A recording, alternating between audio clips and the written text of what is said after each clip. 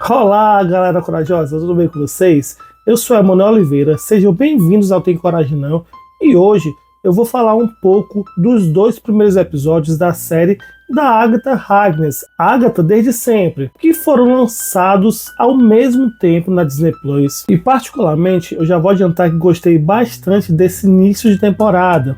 Achei que os episódios eles servem para apresentar os personagens e a jornada que eles precisam trilhar.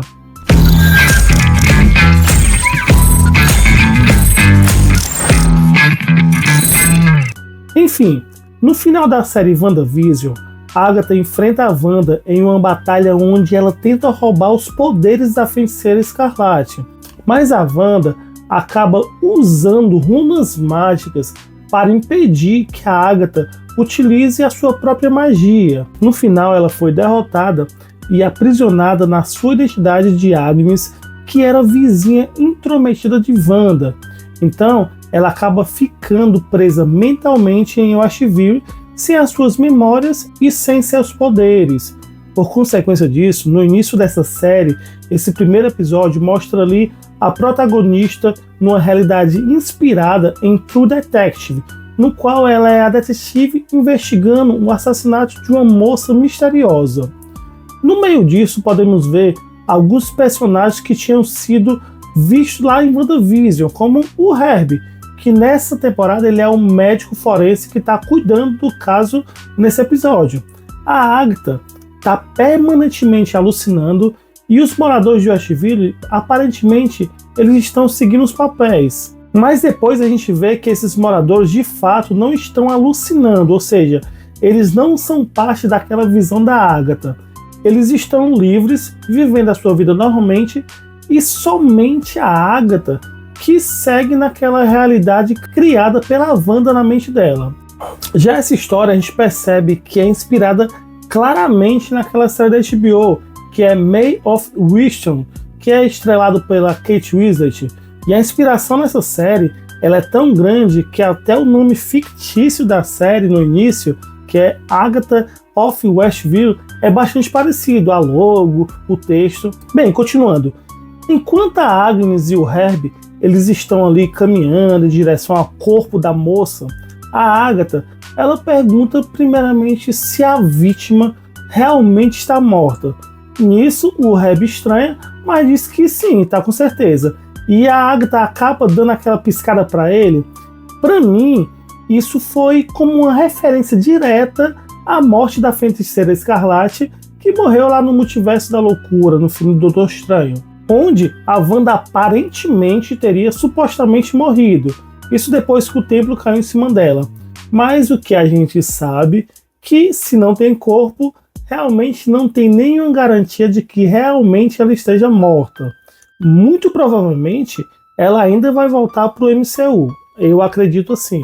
Talvez até mesmo no final dessa série. Em todo caso, a vítima desse assassinato tá ali com os pés descalços e tem as pontas dos dedos e das mãos escurecidas, que é exatamente o que aconteceu tanto com a Wanda, tanto quanto a Agnes, quando elas começaram a trabalhar, a mexer com Darkhold. Já na delegacia, o chefe dela, que também é um dos moradores de Westview, na temporada de WandaVision, lá ele diz que os federais eles estão entrando no caso e apresenta ali um agente que aparentemente é uma velha conhecida da Agatha, que essa personagem é a personagem Rio Vidal, que se apresenta lá para Agnes, e a Agatha não se lembra exatamente o porquê, mas ela tem bastante raiva dessa personagem. Continuando a investigação, Agatha percebe que a única evidência encontrada no corpo é um cartão de biblioteca contendo várias datas, mas sem nomes, somente as datas.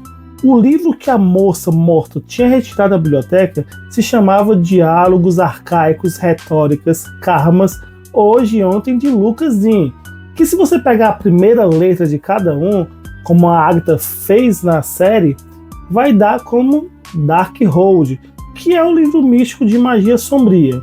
A Agatha vai para casa depois de um dia cheio e busca pistas sobre o corpo da jovem misteriosa.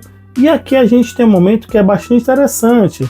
Ela abre a porta de um quarto e a gente descobre que é o quarto de uma criança, uma decoração infantil que a gente vê a placa de primeiro lugar no concerto para criança, e a placa indica o prêmio de melhor para Nicholas Scratch. Curiosamente, segura esse nome porque Nicholas Scratch é o filho de Agatha Harkness nos quadrinhos. Então pode ser que a gente vai ter alguns episódios ainda para falar sobre ele. Continuando, Rio Vidal tá nessa alucinação da Agatha, tá fazendo um papel de agente do FBI, e ela aparece novamente na casa da Agatha para falar com ela. E é interessante que em todo tempo a Rio ela dá algumas indicações de que ela sabe que a Agatha tá presa, né? Primeiro na delegacia, quando a Agatha tá falando sobre o caso, e a Rio diz: você realmente acredita nisso, né? E depois também lá na casa da Agatha, a detetive ela começa a falar novamente sobre o caso, e a Rio diz que não tá ali para isso. Mais tarde no necrotério, a Rio revela que a Wanda realmente morreu, levando com ela todas as cópias de Darkhold e deixando a pobre da Agatha presa num feitiço distorcido. E ela então começa a mostrar a Agatha como sair do feitiço.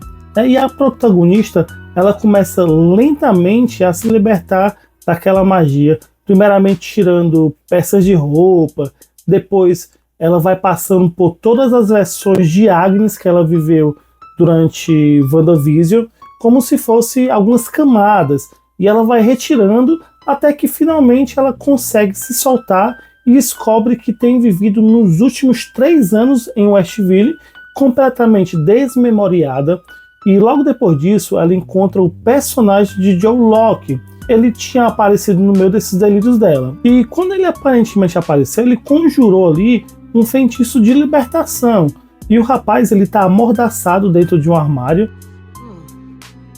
Talvez aquela prisão estivesse mais para um sequestro. Logo após a Agatha se libertar, elas começam a brigar, e depois dessa briga, a Rio ela é convencida a não matar a protagonista, pois aparentemente é proibido uma bruxa matar a outra.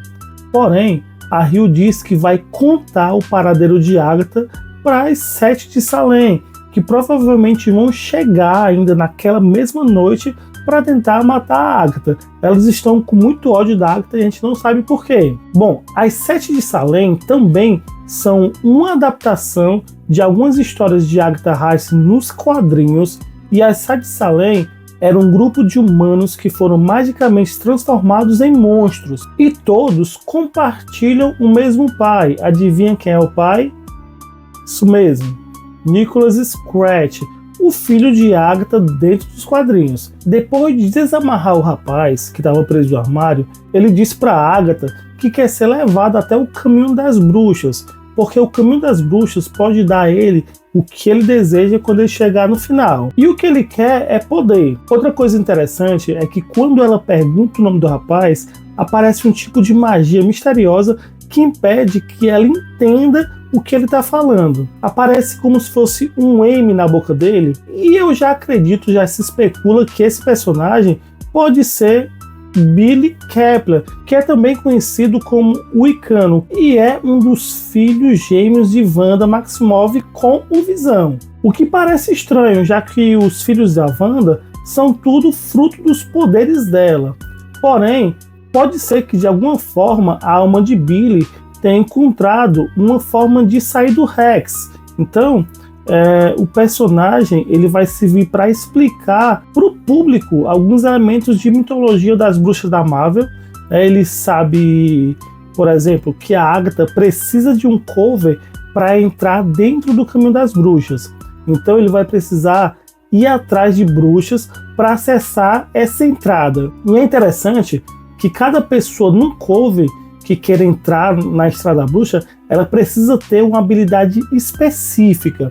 Adivinhação, premonição, poções. Então, Agatha e Billy, a gente vai chamar de Billy por enquanto, eles começam com essa busca por pessoas, e a Agatha, primeiramente, ela vai visitar a uma cartomante chamada Lily Caldeiro, que nos quadrinhos da Marvel, ela é Lilian, que é uma rainha de bruxa dos ciganos. Ela tem quase 150 anos, ela tem habilidade de adivinhação, e também ela é conhecida por usar uma aparência de velha para dar mais respeito dentro dos ciganos. Ela entrega uma lista de nomes de quem a Agatha precisa trazer para o Coven para poder ir para o caminho. Então ela vai dar essa lista e tem um dos nomes que a Agatha não quer que o Billy descubra. A gente não sabe por que ainda. Acredito que o nome que esteja lá, que a Agatha não quer revelar, seja a da Rio Vidal, que é uma bruxa verde que atacou ela no episódio 1.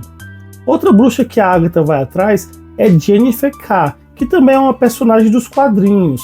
Nos quadrinhos, a Jennifer era uma adolescente que cresceu num culto que adorava uma feiticeira atlântica que chamava de Zema. E ela possuía uma única cópia de livro de feitiço dela. E também ela tem uma conexão psíquica com o Homem-Coisa, que é aquele mesmo que a gente vê lá em O Lobisomem da Noite.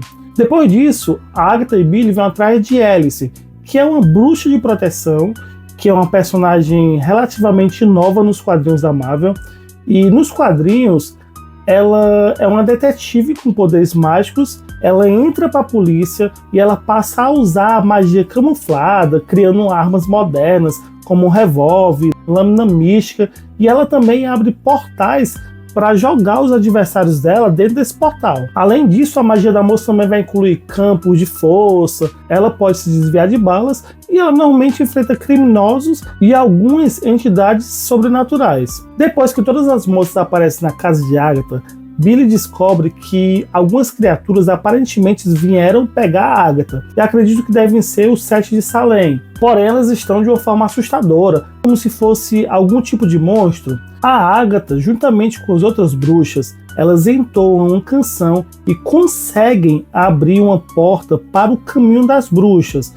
E elas entram para fugir dessas criaturas, que certamente, acredito eu, elas vão dar um jeito de ir atrás da protagonista. E isso pela própria Estrada das Bruxas. E assim termina o episódio 2, que eu gostei bastante. Eu gostei do primeiro, gostei do segundo e estou ansioso esperando pelo terceiro. Mas e aí? O que vocês acharam desses dois episódios? Confesso que fiquei bastante hypado para ver os outros episódios, mas é isso. A gente fica por aqui, então não se esqueça de curtir, seguir o canal e a gente vai continuar acompanhando juntos essa série. Então é isso, galera. Tchau, tchau. Até a próxima e fiquem bem. Tchau.